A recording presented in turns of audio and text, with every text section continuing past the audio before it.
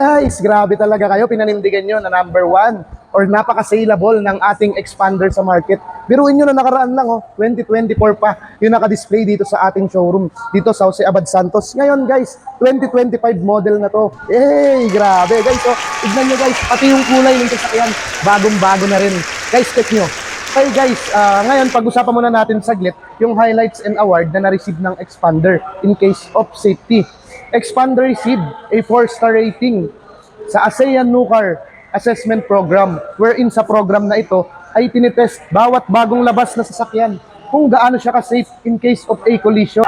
So nagbe-base sa dami ng safety features, number of airbags, and besides kung gaano ka-rigid or kung gaano ka-tibay yung pagkaka-structure dun sa ating sasakyan to protect yung mga nakasakay dun sa loob ng sasakyan. Okay guys, sa 2025 model natin ng expander, isa to sa mga nadagdag sa kanya, yung color ng ating new design or new color ng ating expander GLS. Dati kasi makikita mo lang ang color na green bronze metallic sa expander cross outdoor unit limited edition. So ngayon guys, grabe nasa expander GLS na rin siya. Palakpakan! Okay guys, ngayon puntahan naman natin yung features, functions, and benefit ng expander. So we have expander GLS is equipped with a sound insulated windshield. It prevents the noise and harshness para mas makapokus ka doon sa pagdadrive ng sasakyan.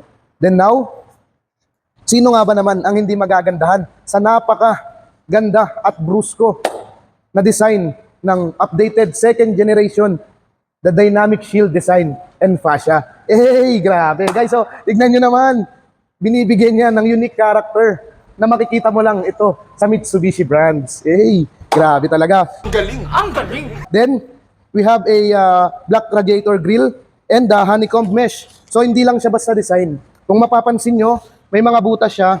Dito pumapasok yung hangin. It allows more airflow papasok doon sa ating engine bay para mas mabawasan niya yung init ng makina and to maximize the fuel efficiency. Grabe talaga, power! Then, dito naman sa ating LED, magkakasama na po sila. Yung daytime running light, LED position lamp, and the turn signal light. So, it gives a more visibility, not only in the day, but also in the night. Then, we have down below, the T-shaped headlamps and the front fog lamps. So, which added visibility, not only in the day and night time, but also doon sa mga foggy na lugar such as Baguio, Marilake, or doon sa mga mahamog na lugar. So now, dito naman tayo sa ating chrome side mirror integrated with the turn signal light. So doon sa nakaraan kong video, makikita nyo naman doon kung paano siya ino-operate. So nga pala yung keyless operation or yung remote ng ating expander. Once na pines nyo siya, ayan, papakita ko lang sa inyo. Ayan. So nakalock. Pag in-open nyo or in-unlock nyo yung remote, sumasabay na yung kanyang side mirror, yung chrome side mirror integrated with the turn signal lights. So pag kinlose nyo din po siya, automatic na nagko-close. So hindi mo na kailangang itupi. Nice. Ang galing, ang galing! Okay, pagdating naman sa ating wheels, expander wheels is 17-inch two-tone alloy wheels. Then pagdating naman sa ating suspension, yung suspension mas mararamdaman mo to pag nakasakay ka, pero sasabihin ko na rin kung ano yung suspension na gamit ng ating expander. So dito sa harap, we have a suspension of MacPherson with stabilizer bar. Then doon naman sa likuran, the torsion beam. So yun, kagaya sinabi ko, mas ma-appreciate mo siya kapag sinakyan mo na. So pagdating naman sa ground clearance ng expander ay 225mm. Okay? So halika guys. So ito muna is yung switch ng mga power window. So meron kang controls dyan. Then pagdating naman sa loob ng ating expander dito sa upuan niya, meron siyang 6 ways adjustment. So pwede mong itaas or ibaba. And guys, so mapapansin nyo tumataas ako. Di ba?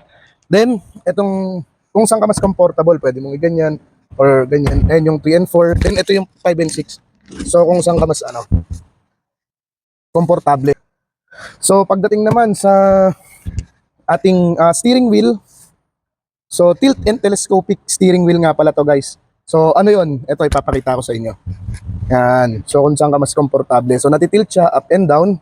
Then, yan. Okay, lock mo lang kung saan ka mas comfortable, di ba? Then, meron din siyang button na to. Ano bang ibig sabihin yan? Ayan yung Active Stability Traction Control na which is magagamit mo siya kadalasan sa mga sharp curve para magkaroon or para males yung oversteering. Ito yung tinatawag na black, brown, leather, and horizontally dashboard. Then, dito sa steering wheel natin, makikita mo yung hands-free audio or yung hands-free or yung voice command. Yan, ito siya. So, pag sumagot ka ng tawag, so press mo lang din itong pangsagot ng tawag. Then, after niyang mag-usap or after niya mag-usap ng kausap mo, pwede mo nang end dito yung call. Galing, ang galing. Then, dito naman sa ating right side ng steering wheel, makikita mo naman dito yung cruise control. So, paano siya ginagamit or mapapagana mo siya sa takbo na 40 kilometers per hour. So, pag inactivate mo siya, sample, nagda-drive ka, 40 km per hour na yung takbo mo. So, i-activate mo siya, pipindutin mo lang yung button na yan. Then, mag-a-appear siya dito sa ating meter cluster. So, may lalabas dyan. Ang function naman nun, pag lumabas na siya dyan, kahit yung paa mo ay tanggalin mo na doon sa pagkakatapak ng acceleration, aandar pa rin siya ng 40 km per hour. Then kung gusto mo na itaas yung takbo, let's say nababagalan ka na sa 40 km per hour, ipa-plus mo lang siya. Yan.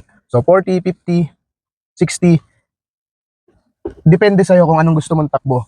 Yun naman, ang benefit kasi ng cruise control is para malesan yung foot fatigue na tinatawag. Dahil keyless na yung ating Expander GLS, so ito yung kanyang button. Pagpapatakbuhin mo siya.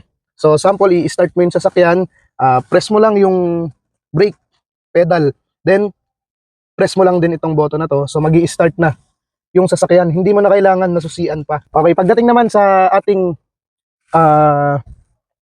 infotainment system or multimedia system, ito ang tawag dito ay Smart Link Display Audio. So, pwede siya sa Android and sa Apple CarPlay. Ito yung ating aircon. Ayan. Then, hazard. Ito yung controls ng ating aircon for fan speed. Then, sa front, sa rear. Meron din pong max cool ang ating aircon ng sasakyan. So, mode, pag pinindot mo siya, makikita mo kung anong mode ng aircon na ginagamit. Pwedeng naka-cool or naka-fan. Then, pagdating naman dito sa baba niya, meron po siyang 2 na slots ng USB port or charger. Then, ito is 12 volts na power output. Then, kung may mga credit cards ka or card, sample sa NLEX, may mga ginagamit sa mga expressway, pwede mo na siya ilagay dito or mga IDs. Then, meron din siyang lagayan. Extra storage for any na gusto mong ilagay. Mga barya, ganun, pag nasa parking ka, di ba? Punta naman tayo sa ating cambio.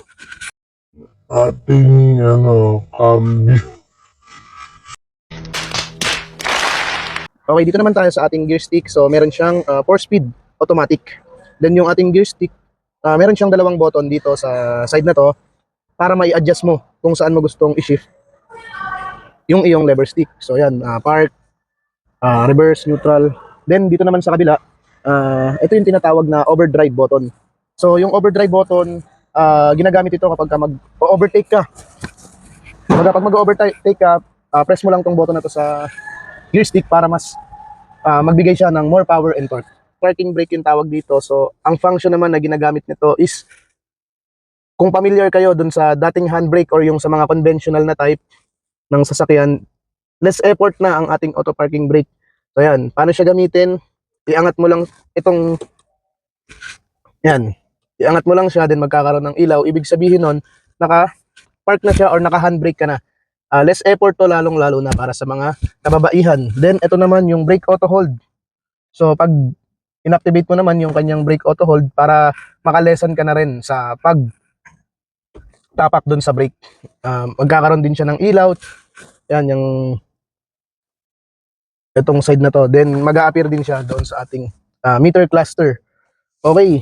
So, pagdating naman dito sa center natin, meron tayong 2 cup holders. Then the center armrest.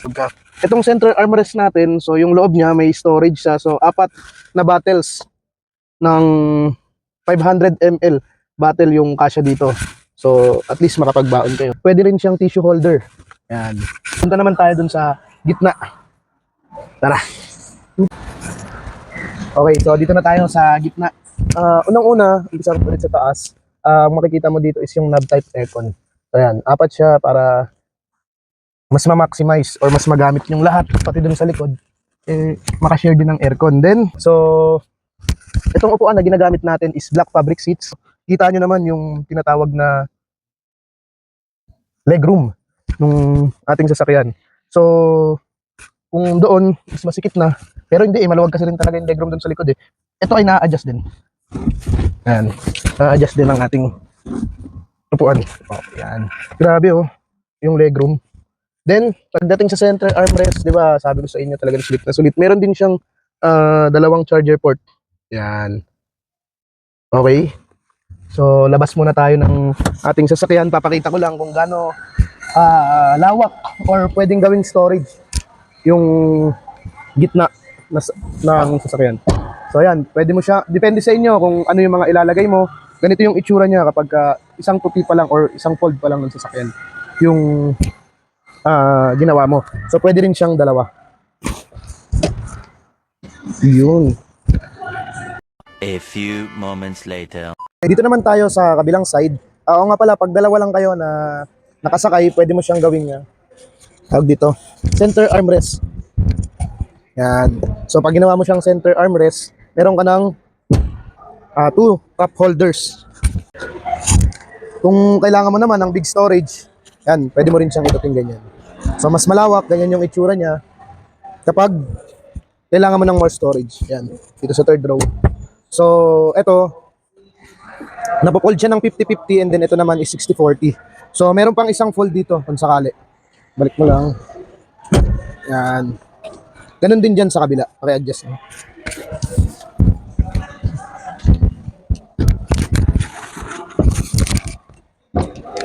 Yan. So, mas malaki yung capacity or yung storage na pwede mong lagyan. Yan. Then, pagdating naman dito sa pinakadulo, meron pa rin siyang another storage. Napakaraming storage. Mas marami ka talagang malalagay sa kanya. So, napakaluwag. Ano pa bang hahanapin mo?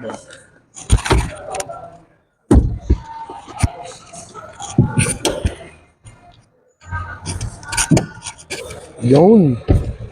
Grabe. Yan, legroom. Dalawa yan na-adjust. Kaya mas maluwag din dun sa kabila. Sa likod. Okay, pagdating naman sa ating fuel capacity, ito ay 45 liters gasoline. Yung full tank niya. Then the fin type antenna and the rear spoiler for better aerodynamics. Okay, so ito naman yung ating tinatawag na third signal light. So isa to sa mga safety features ng ating expander kasi kaya siya nasa taas para maging aware yung mga sasakyan na mataas na merong sasakyan dun sa harap nila. Then beside, ito naman yung tinatawag na rear defogger yan. Kung makikita nyo yung mga linya na yan, pag napapadaan kayo sa mga lugar na matataas, so pwedeng mag-moist yung likod ng sasakyan. So ang ginagawa niya, tinatanggal niya yung moist nung sasakyan dito sa line na to. Yan, umiinit kasi yung mga lines niya. Okay, so ito naman yung ating LED tail lamp. So nagbibigay din siya ng information dun sa mga sasakyan na nasa likuran para maging aware sila. Then the rear reflector. Yan. Oo nga pala guys, ang ating Expander GLS ay equipped na rin ng reverse camera, na which is isa to sa mga safety features lalo na kapag umaatras yung sasakyan kasi blind ka kapag doon ka lang titingin sa ating rear view mirror. Pero dahil dito sa ating reverse camera, mas makikita mo na ng live action doon sa screen ng Expander yung pag-atras at makikita mo na rin yung mga blind object para hindi ka mabangga. Okay. Pagdating naman sa ating front passenger, meron tayong glove box na kung saan kasya yung A4 size ng paper. Then, tray sa ilalim. Yan. So, sulit na sulit talaga. Yun guys, okay na siguro yun. Kung may tanong kayo, pwede na naman akong i-message. So, kung di ka pa naka-like, baka naman. Okay guys, so kung meron kayong mga tanong regarding sa sasakyan, Mirage man yan, G4, Expander, or L300, Triton, or Montero. Any concern, sample, nakabili na kayo, baka may problem, pwede nyo itanong sa akin. Comment nyo lang or i-message nyo lang ako personally. Sasagutin natin yan lahat, guys. Yun lang.